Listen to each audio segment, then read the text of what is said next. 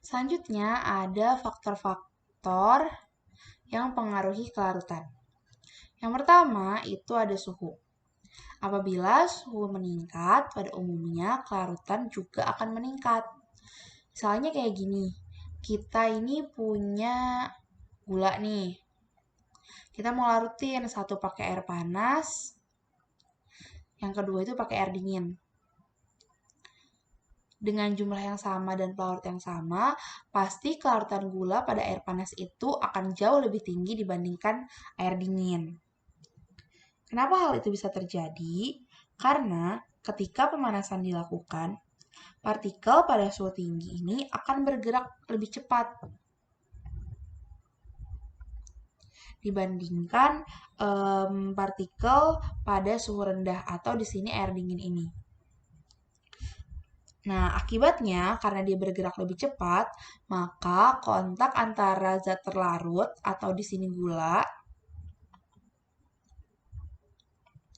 dengan pelarutnya, misalnya itu air, ini akan menjadi lebih efektif. Hal ini menyebabkan zat terlarut menjadi lebih mudah larut pada suhu tinggi. Yang kedua itu ada pengadukan. Sama seperti suhu, pengadukan menyebabkan partikel antara zat terlarut dengan pelarutnya akan semakin sering bertabrakan.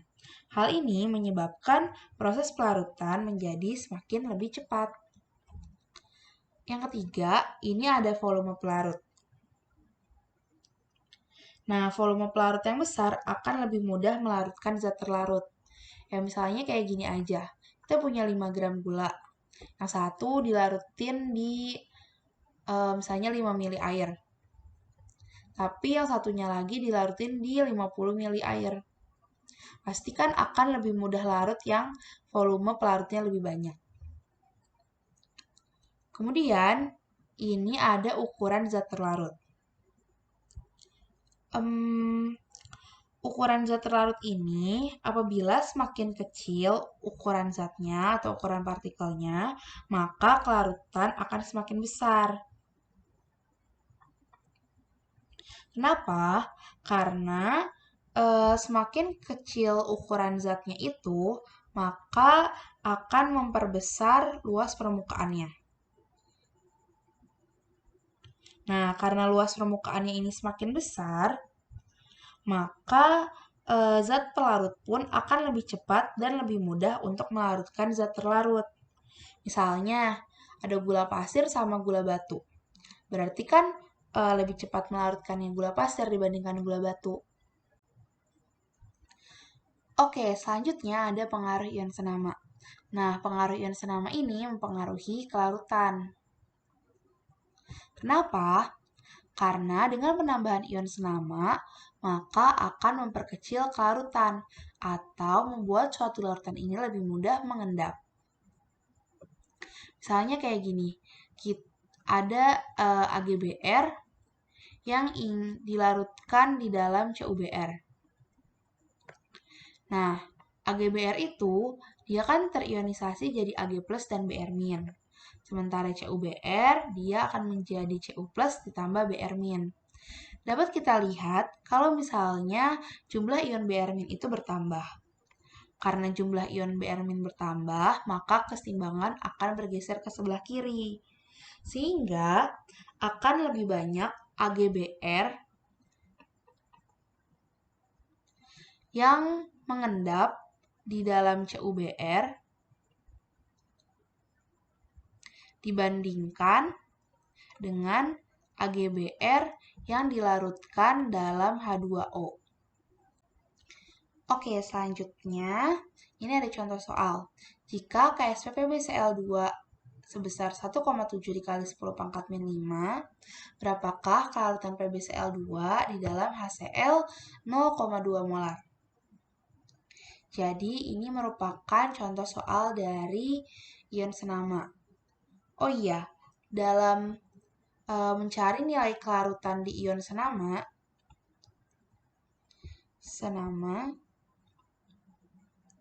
nilai S-nya ini diabaikan.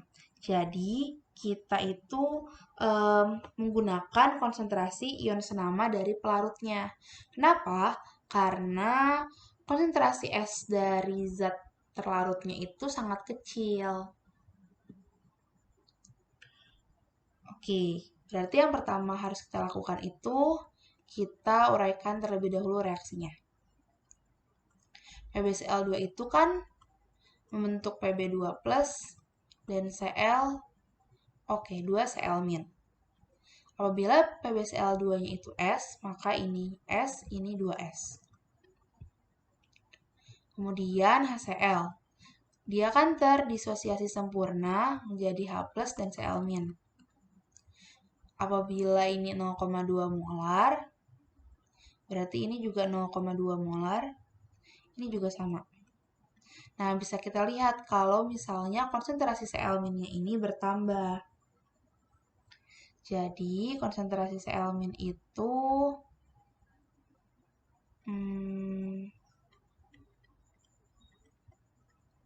ini kan campuran, itu berarti berasal dari si 2S sama ini. 2S ditambah 0,2 molar. Tapi karena 2S-nya ini sangat kecil, jadi ini bisa kita abaikan. Nah, kemudian kita langsung bisa cari nih nilai KSP-nya. Oh, sorry, nilai kelarutannya. Ini KSP PbCl2. Ini kan berarti Pb2+ ditambah 2Cl-. Oh, Cl- pangkat 2. Pb-nya itu kan S, ini berarti 0,2 pangkat 2.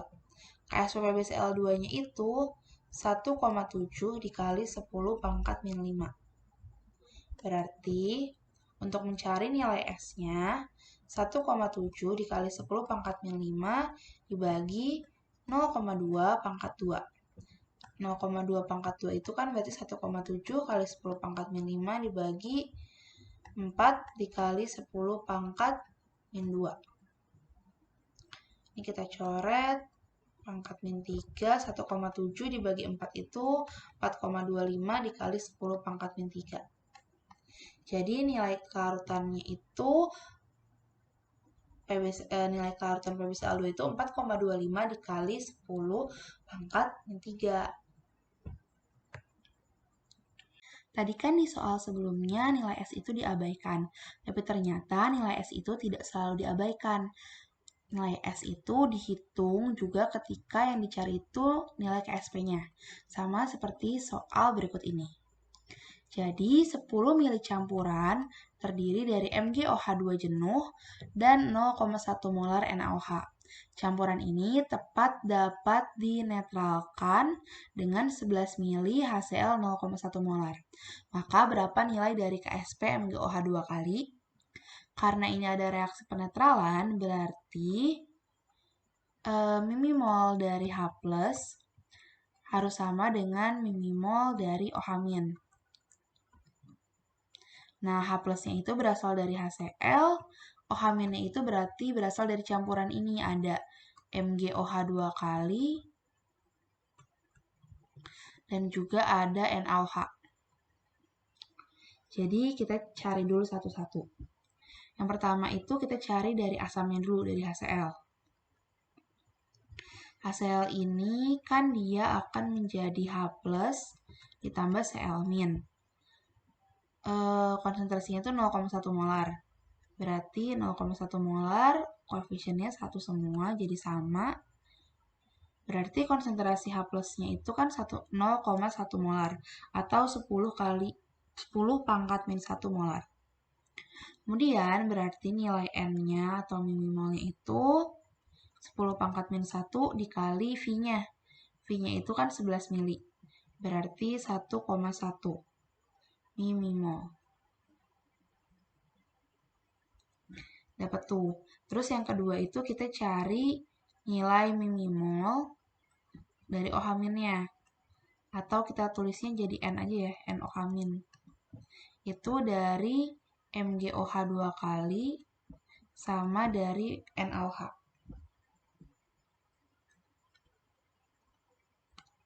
Pertama itu dari MgOH 2 kali dulu.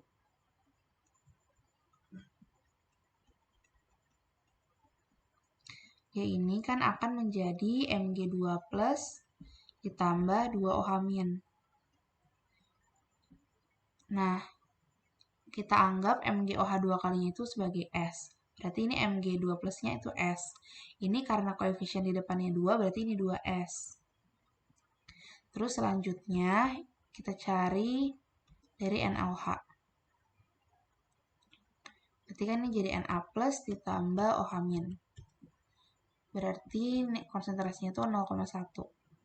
0,1 di sini juga sama, di sini juga sama. Berarti kita dapat nih nilai dari konsentrasi OH-nya. Nilai mortasnya itu berarti 2S dari MgOH 2 kali sama 0,1 molar dari si NaOH. Berarti kita cari nilai dari mimimol OH-nya. Itu berarti konsentrasi dari OH- dikali volumenya. Volumenya kan tadi 10 mili. Jadi dikali 10. Berarti ini sama dengan 2S kali 10 itu berarti 20S. Ditambah 0,1 kali 10 berarti itu 1. Oke, kita masukkan deh ke persamaan yang ini. Mimimol dari OH- sama dengan mimimol dari H+. Berarti 20S ditambah 1 sama dengan 1,1. Ya kan 1,1 ya. Berarti 20S sama dengan 1,1 dikurangi 1. Berarti S sama dengan 0,1 dibagi 20. Atau dapat itu berarti 1/2 dikali 10 pangkat min 2. Kita dapat deh nilai dari S-nya. Berarti untuk KSP MgOH 2 kali itu